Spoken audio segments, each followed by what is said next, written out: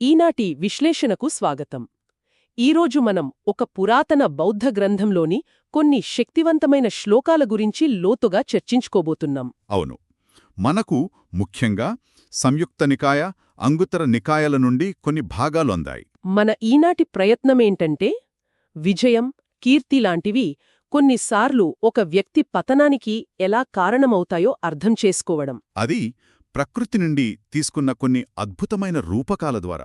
మనం ముందుకు వెళ్లే ముందు ఒక చిన్న గమనిక. ఈ మూల గ్రంథంలో కొన్ని పేర్ల స్పెల్లింగ్ అంటే బ్రహ్మ, రేజగహ లాంటివి కొంచెం వింతగా కనిపించవచ్చు. అది పాత డిజిటల్ ఫాంట్ల వల్ల జరిగిన ఎన్కోడింగ్ సమస్య అన్నమాట. వాటి సరైన ఉచ్చారణ బ్రహ్మ మరియు రాజగహ. నిజానికి మనం ఈరోజు మాట్లాడుకోబోయే విషయం అదో కేవలం తాత్విక చర్చ కాదు. ఓ అలాగా. అవును, ఇది అప్పటి సంఘంలో ఒక పెద్ద సంక్షోభం, దానికి ప్రతిస్పందనగా వచ్చింది. ఆ సంక్షోభానికి కేంద్రబిందువు దేవదత్తుడు అనే వ్యక్తి. సరే, అయితే ఆ సందర్భం నుండే మొదలుపెడదాం. మూలగ్రంథంలో ఉన్న సన్నివేశాన్ని ఒక్కసారి చూద్దాం. బుద్ధుడు రాజగహలోని ఘృద్రకూట పర్వతంపై ఉన్నారు. ఆ సమయాన్ని దేవదత్తుడు వెళ్ళిపోయిన కొద్ది కాలానికే అని వర్ణించారు. ఆ మాట వింటుంటేనే ఏదో పెద్ద సంఘటన జరిగినట్టు అనిపిస్తోంది. అసలు ఎవరి దేవదత్తుడు? ఏం జరిగిందక్కడ? గ్రంథాల ప్రకారం దేవదత్తుడు బుద్ధుని బంధువు, ఒక భిక్షువు కూడా. కాని అతనిలో తీవ్రమైన దురాశ, అసూయ ఉండేవి. దురాశ అంటే? భిక్షువుల సంఘానికి తానే నాయకత్వం వహించాలని ఆశపడ్డాడు. బుద్ధుడు వృద్ధాప్యంలో ఉన్నారుగదా, సంఘం బాధ్యతలను తనకు అప్పగించమని అడిగాడు. అయితే బుద్ధుడు ఒప్పుకోలేదన్నమాట.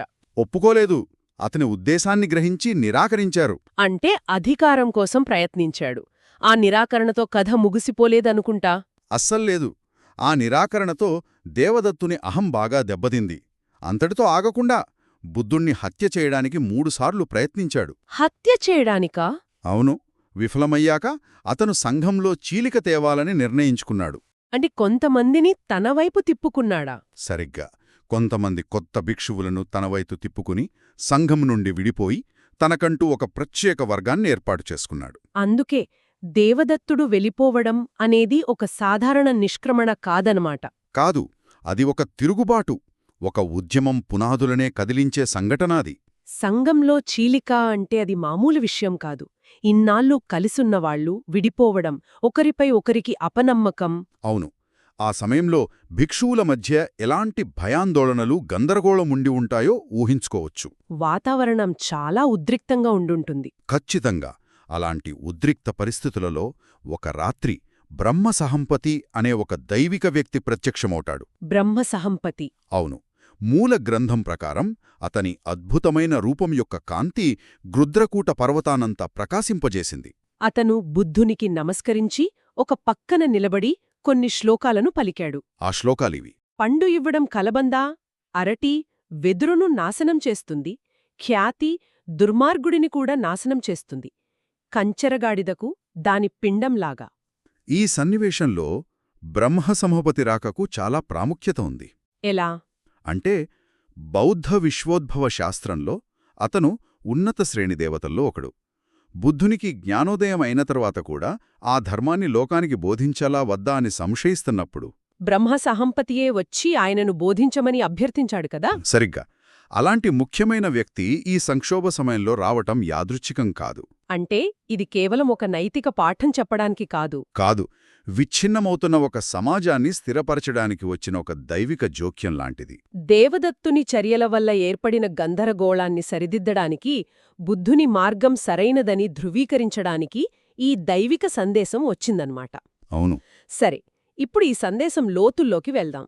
మొదటి రూపకం కలబంద, అరటి, వెదురు పండు ఇవ్వడం వాటిని నాశనం చేస్తుంది.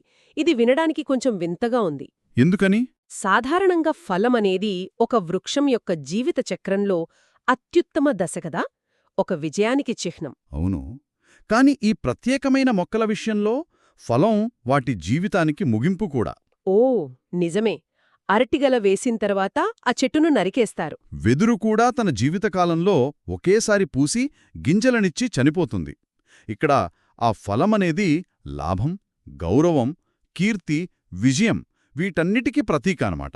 అంటే క్రమశిక్షణ, వివేకం లేని వ్యక్తికి ఈ విజయమే వారి పతనానికి కారణమవుతుందా? ఖచ్చితంగా గ్రంథంలో చెప్పిన దుర్మార్గుడికి అదే జరుగుతుంది. అయితే ఇక్కడొక ప్రశ్న వస్తుంది. విజయం సాధించిన ప్రతి ఒక్కరూ పతనమవ్వరు కదా? అవురు. అంటే ఈ గ్రంథం విజయాన్ని కాదు, ఆ విజయాన్ని మోయలేని వ్యక్తిత్వాన్ని విమర్శిస్తోందనమాట. సరిగ్గా మీరు చెప్పింది చాలా ముఖ్యమైన విషయం. ఈ బోధన విజయానికి వ్యతిరేకం కాదు, కాని జ్ఞానం లేని విజయం విషంతో సమానమని హెచ్చరిస్తోందని. అంటే ఎలా? ఆ విజయాన్ని నిర్వహించడానికి అవసరమైన వివేకం, నిరాడంబరత, నైతిక బలం లేనప్పుడు ఆ విజయమే ఒక పెద్ద భారంగా మారుతుంది. అది అహంకారాన్ని పెంచుతుంది. అవును, అసూయను రేకెత్తిస్తుంది, నేను అందరికంటే గొప్పవాడిని అనే భ్రమను కలిగిస్తుంది. అంటే ఈ గ్రంథం ప్రకారం విజయం అనేది ఒక వ్యక్తి యొక్క నైతికతను పరీక్షించే ఒక అగ్ని పరీక్ష లాంటిది. అద్భుతంగా చెప్పారు.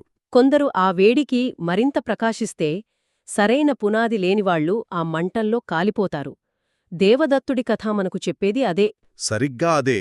అతను కోరుకున్న నాయకత్వం, కీర్తి అనే ఫలం అతని చేతికి అందినట్టే అంది, అదే అతని వినాశనానికి దారితీసింది. అతని ఆధ్యాత్మిక పురోగతి ఆగిపోయింది. పూర్తిగా అతను తన అభ్యాసాన్ని వదిలేసి కేవలం కీర్తిని కాపాడుకోవడంపైనే దృష్టికెట్టాడు.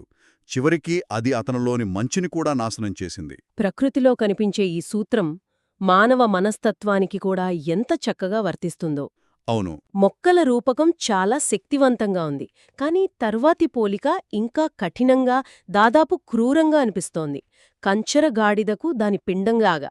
అసలు దీని వెనకున్న ఆలోచన ఏంటి? పురాతన కాలంలో ఒక నమ్మకం ఉండేది. ఏమిటది? ఒక కంచెరగాడిద గర్భం దాల్చడం చాలా అరుదు. ఒకవేళ దాల్చినా దాని శరీరం ప్రసవానికి అనుకూలంగా ఉండదు.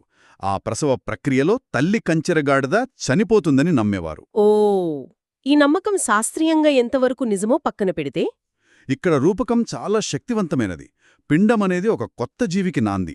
కాని ఇక్కడ అదే తల్లి మరణానికి కారణమవుతోంది. ఒక్క నిమిషం. అంటే ఒక జీవి సృష్టికి కారణమయ్యే ప్రక్రియే అదే జీవి మరణానికి కూడా కారణం కావడం, అలాగే కీర్తిని సృష్టించే దురాశతో కూడిన ఆశయమే ఆ వ్యక్తి యొక్క నైతికతను లేదా ఆధ్యాత్మిక జీవితాన్ని అంతం చేస్తుంది. అద్భుతమైన పోలిక. అవును, ఇక్కడ ఆ పిండమనేది దురాశతో కూడిన ఆశయం నుండి పుట్టిన కీర్తి. వివేకం లేని వ్యక్తికి ఈ కీర్తి వారి అంతర్గత శాంతిని, వారి అభ్యాసాన్ని, వారి స్వభావాన్ని చంపేస్తుంది.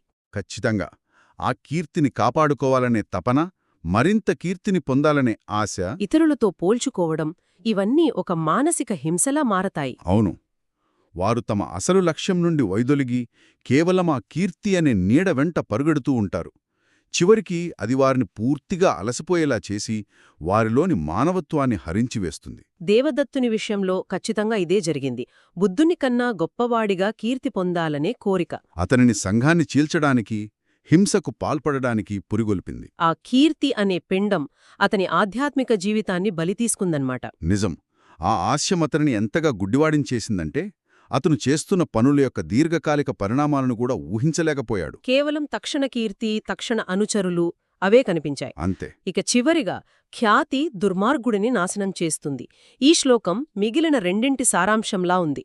అయితే ఇక్కడ దుర్మార్గుడు అనే పదం వాడారు. అవును. అంటే కేవలం చెడ్డ పనులు చేసేవాళ్ల గురించేనా, లేక సరైన పునాది లేని ఎవరికైనా ఇది వర్తిస్తుందా? ఇక్కడ దుర్మార్గుడు లేదా మూల భాషలో పురిసధామ అంటే కేవలం నేరస్తుడని కాదు, దానికి విస్తృతమైన అర్థముంది. అంటే ధర్మమార్గంలో స్థిరంగా లేని వ్యక్తి, స్వీయ క్రమశిక్షణ లేని వ్యక్తి, తన మనసును అదుపులో ఉంచుకోలేని వ్యక్తి. అలాంటి వ్యక్తికి కీర్తి, గౌరవం, బహుమానాలు ఇవేవీ వరాలు కావు. మరి ఏంటి? అవి ఒక ఉచ్చు. ఉచ్చు అంటారా? అంటే అవి వారిని బంధిస్తాయనా? ఖచ్చితంగా. వారి ఆధ్యాత్మిక పురోగతిని ఉక్కిరిబిక్కిరి చేసే ఒక ఉరితాడు లాంటివి. ఒక వ్యక్తికి స్వీయ నియంత్రణ, నైతిక పునాది లేనప్పుడు బయట నుండి వచ్చే ప్రశంసలు, గౌరవం వారిని మరింత బలహీనపరుస్తాయి. వాటికి బానిసలైపోతారు. అవును. ఆ కీర్తిని నిలబెట్టుకోవడం కోసం ఎలాంటి తప్పుడు మార్గంలోనైనా వెళ్లడానికి సిద్ధపడతారు. అంటే వారికి లభించే లాభాలు, గౌరవాలు వారి లోపాలను కప్పిపుచ్చి ఒక ముసుగులా పనిచేస్తాయన్నమాట. సరిగ్గా చెప్పారు. ఇతరులు మెచ్చుకుంటున్నారు కదా, నేను చేసేదే సరైనది అనే భ్రమలో ఉంటారు. తమ తప్పులను సరిదిద్దుకోవడం మానేస్తారు. అది చాలా ప్రమాదకరమైన భ్రమ. అవును, ఇతరుల ప్రశంసలే వారి వాస్తవికతగా మారుతుంది. ఈ భ్రమలో చిక్కుకున్న వ్యక్తి తన అంతర్గత ప్రయాణం నుండి పూర్తిగా వైదొలిగి లౌకిక విజయాలనే సర్వస్వంగా భావిస్తాడు. చివరికి ఆ విజయాలే అతనిని పతనం చేస్తాయి. అవును, దేవదత్తుడు కోరుకున్నవి కూడా ఇవే కదా, కీర్తి, గౌరవం, అనుచరులు. కాని వాటిని నిర్వహించే నైతిక బలం అతనిలో లేదు. అందుకే అవి అతనికి ఉరితాళ్లలా మారాయి. కాబట్టి ఈ 3 రూపకాల ద్వారా మనకు స్పష్టంగా అర్థమయ్యేదేమిటంటే, లాభం, గౌరవం, కీర్తి అనేవి శక్తివంతమైన సాధనాలు. అవి రెండంచుల కత్తిలాంటివి. అవును, వివేకవంతుల చేతిలో అవి లోక కళ్యాణానికి ఉపయోగపడతాయి. కాని క్రమశిక్షణ లేని వ్యక్తి చేతిలో అవే స్వీయ విధ్వంసానికి దారితీస్తాయి. నిజమే. ఈ శ్లోకాలు అహంకారం గురించి, అదుపులేని ఆశయం గురించి ఒక శాశ్వతమైన హెచ్చరిక. ఇక్కడ ఆసక్తికరమైన విషయమేమిటంటే, ఈ హెచ్చరిక దేవదత్తుడు సంఘాన్ని విడిచి వెళ్లిపోయిన వెంటనే వస్తుంది. అవును, అది చాలా ముఖ్యం. ఇది ఎప్పుడో జరగబోయేదాని గురించి చెప్పిన తాత్విక చర్చ కాదు. ఇది కళ్లముందే జరిగిన ఒక ప్రత్యక్ష సంఘటనకు ప్రతిస్పందన. అంటే సంఘంలోని మిగిలిన భిక్షువులకు ఇది ఒక బలమైన తక్షణ పాఠం లాంటిది. ఖచ్చితంగా. చూశారా, దేవదత్తుని మార్గాన్ని అనుసరిస్తే ఇలాగే అవుతుంది. కీర్తి కోసం ప్రాకులాడవద్దు, నిజమైన పురోగతి అంతర్గతంగా ఉంటుంది అని హెచ్చరించినట్టు. అందుకే బ్రహ్మ సహంపతి వంటి దైవిక వ్యక్తి ఈ సందేశాన్ని ఇవ్వటం ద్వారా దాని ప్రాముఖ్యతను మరింత నొక్కి చెబుతుంది. అవును, ఇది కేవలం బుద్ధుని వ్యక్తిగత అభిప్రాయం కాదు. ఇది ఒక విశ్వనియమం, ఒక సార్వత్రిక సత్యం అని సూచిస్తుంది. దేవదత్తుని చర్యల వల్ల చెదురుపోయిన సంఘానికి ఇదొక రకమైన ధైర్యాన్ని, స్థిరత్వాన్ని ఇచ్చుంటుంది. ఈనాటి మన చర్చలోని ముఖ్యాంశాలను మరోసారి గుర్తు చేసుకుందాం.